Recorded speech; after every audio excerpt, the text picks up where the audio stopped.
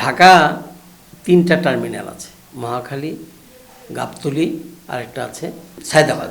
এখন ঢাকার যে অবস্থা দাঁড়িয়েছে, মানুষের আধিক্য, ট্রান্সপোর্টের আধিক্য এবং কী বলে এটাকে অ্যাক্টিভিটিস, সেন্ট্রালাইজড অ্যাক্টিভিটিস হয়ে গেছে। হোল দেশের সব কাজই ঢাকাতে নিয়ে আসা হয়েছে। এর ফলে হয়েছে কি, এই যে টার্মিনালগুলো দেখা গেছে, এই টার্মিনালগুলো বিশেষ করে মহাখালী টার্মিনালটা কিন্তু almost centre of the city.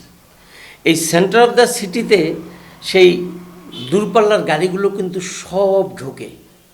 এখন ঢাকাতে রাস্তা এমন নাই মানুষের চাহিদার তুলনায় যে আমরা এদেরকে আলাদা একটা লেন দিয়ে তারপর তাদেরকে আমরা মহাখালী টার্মিনালে ঢুকাতে পারবো। বর্তমান অবস্থার প্রেক্ষাপটে এই টার্মিনালগুলোকে ঢাকার পেরিফেরিতে, ঢাকার বাইরে নিয়ে যাওয়ার একটা পরিকল্পনা সরকারের আছে।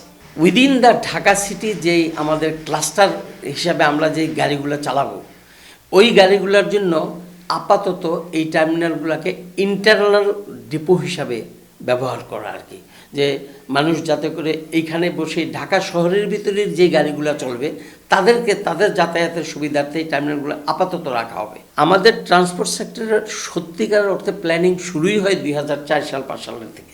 এখন আপনার এগুলো যদি করতে হয়, এগুলো করার জন্য কিন্তু সময় কিছুটা লাগবে। আমরা যার জন্য যেটা করেছি আমাদের স্টাডিতে, যে বাস রুট রেশনালাইজেশনের স্টাডিতে আমরা যেটা করেছি সেটা হলো, একটা টার্মিনাল শুধু টার্মিনালের হিসেবেই কাজ হবে না।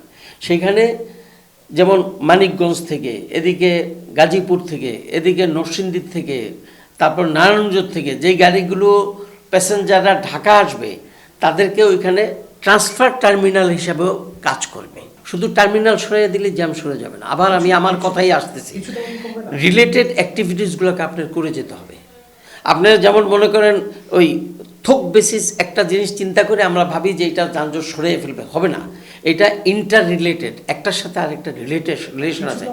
আপনি যখন টার্মিনালটা এখান থেকে সরিয়ে নেবেন তখন কিন্তু আপনাকে এই টার্মিনালটার ইউজটাকে আপনাকে নিশ্চিত করতে হবে যে এইটার ইউজটা কি হলে ওই গাড়ির পরিবর্তে আবার যাতে নতুন করে কোনো যানজট সৃষ্টি না হয়, এইটাও একটা প্ল্যানিংয়ের ভিতরে আসতে হবে। আপনাকে যেইটাই করতে হবে একটু সময় লাগবে।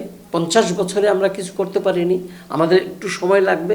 তবে সময়টাকে ত্বরান্বিত করার জন্য এগুলোকে পলিটিক্সাইজ না করলেই আমার মনে হয় ভালো। এই কথাটা আমার মুখে সাজে না, কিন্তু আমি কেন বললাম যে এগুলো হলো জনগণ সব কিছুরই মালিক। আপনি যেই পলিটিক্যাল বিলিভেই আপনি যান না কেন, জনগণই কিন্তু। সুতরাং এইখানে জনগণের চলাচলের জন্য এটাকে আপনার, আমার মনে হয় এটাকে যত দ্রুত সত্যিকারের এক্সপার্ট লেভেলের লোক দিয়ে, এখন আমাদের বাইরের থেকে এক্সপার্ট আনার দরকার নেই। আমি এসটিপি করেছি, আরএসটিপি ওই কী বলে এটাকে ঢার্স করেছি, আমরা বাইরের থেকে লোক নিয়ে আসতাম। এখন আমাদের দেশে যথেষ্ট লোকবল আছে যারা নাকি এগুলোর উপর কাজ করতে পারে। আমার যে মেসেজটা সেটি হলো, সময় লাগাটা ঠিক না, সময়ের সাথে কিন্তু মানি, মানুষের হেলথ, এনভায়রনমেন্ট সব কিছু কিন্তু জড়িত সময়ের সাথে। সুতরাং ত্বরান্বিত করার লক্ষ্যে আপনার এই সব সাইড থেকেই লোকবল নিয়ে, নট নেসেসারিলি যে তারা একেবারে সরকারের আপনার ভিতরে চাকরিওয়ালা লোকই হতে হবে এমন কোনো কথা নেই। এক্সপার্টদেরকে ডাকেন, টেক টাইম, কিন্তু জনগণের যাতে ভোগান্তি কম হয়, অর্থের যাতে অপচয় না হয়।